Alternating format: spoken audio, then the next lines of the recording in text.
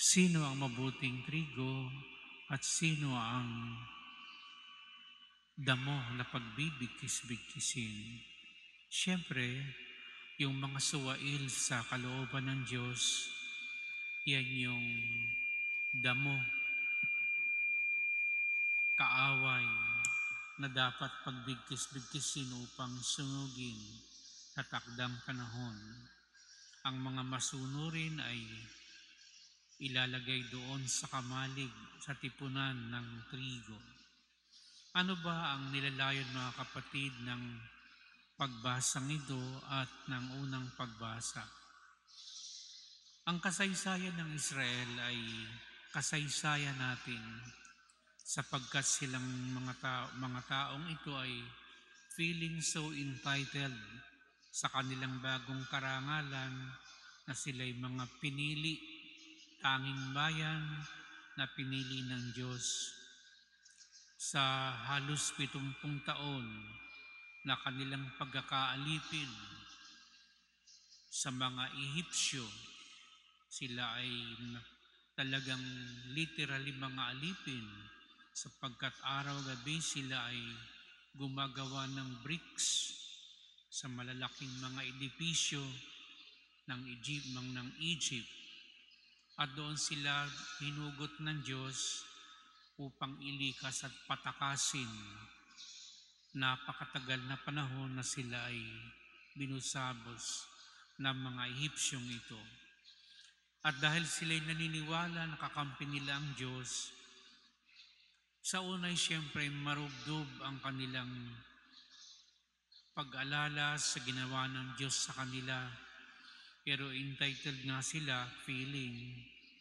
Kaya unti-unti naguho ang kanilang malalim na debosyon kay Yahweh. Dati-rati talagang sila'y sumusunod, pero hanggang sa nauwi ng kanilang pagsamba ay naging puro pang labas na lamang at wala ng epekto sa kanilang pagbabago ng kalooban dahil naniniwala sila na sila'y patatawarin ni Yahweh dahil sila naman ay mga bayang pinili ng Diyos. Kaya feeling na feeling talaga silang entitled. At ang tao siyempre kapag entitled, parang sinasabi niya, hindi nyo kami basta-basta magagalaw. Kakampi kaya namin ang Diyos. Pero matinding leksyon ang ibinigay ng Diyos sa kanila. Dahil sa ginawang ito ng mga Israelita, naging pumasok ang maraming kasalanan at sila ay nawalan ng pagsunod sa Panginoon. Napatapon sila. Di ba? Yung tinatawag na Babylonian captivity, ito yung mga Israelitang natapon. At sa loob ng 70 taon, sila ay naging mga bihag ng Babylonia. Kaya doon sila nananangis araw at gabi dahil gusto nilang makauwi sa Jerusalem upang sila'y makasamba muli sa templo. Pero maging ang kanilang templo ay winasak ng mga kaaway. Kung kaya wala na silang templo, wala pa silang bayan na maituturing dahil sila'y bihag. Samantala, ang Diyos ay hindi natulog dahil nang si Haring Cyrus na, ang hari ng Persya, ay sugurin ang Babylonia, nadaig ang Babylonia at pinauwi ang mga Israelita sa kanilang bayan. Ang haring ito'y mabait, mahabagin, kung kaya sa wakas, nakauwi na rin after 70 years of captivity ang mga Israelita upang ipakita ng Diyos na sa Kanya hindi pwede ang feeling entitled. Natuto ang mga Israelita na magpakumbaba at sumunod kay Yahweh. At kung ito'y leksyon ng Diyos sa bayang ito, ito'y para sa ating lahat.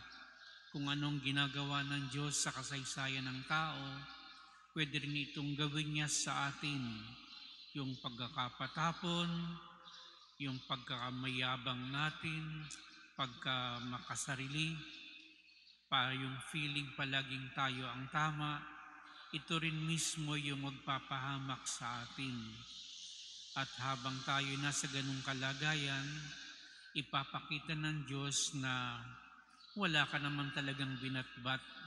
Kumbaga, ipapamukha rin sa iyo ng Diyos kung ano ang ipinagyayabang mo. Pag pinamukha sa iyo ng Diyos, wala ka nang pwedeng ipagmayabang dahil nakita mo kung gaano ka kaaba sa harap ng Diyos. At ito'y leksyon hindi lamang sa bayan kundi individually sa ating mga tao. Kasi tayo din naman may mga pagka-feeling entitled sa mga iba't ibang pagkakataon, lalo na kung may sinasabi ka, may pinag-aralan ka, may yaman ka at mayroon kang napanghahawakang mga poder. Feeling entitled ang mga tao kapag ganito ang katayuan niya. Samantalang ang tingin niya sa iba'y mababa dahil siya'y feeling na nakakaangat kaysa sa iba. Kaya binibigay sa atin ang leksyong ito upang wag nating ulitin ang mga pagkakamali ng mga nauna sa atin. Bagamat ito'y nangyari na sa napakatagal na panahon, ngayon ay pwede itong mangyari kahit kanino sa atin. Kung tayo ay tatalikod sa Ama o sa Diyos at tayo ay magsasarili, parang kaya na natin ang lahat, ipapamukha sa atin ng Diyos na hindi natin kaya kung wala siya. Yun lamang ang leksyon na nais ng Diyos na iparating sa atin sa araw na to.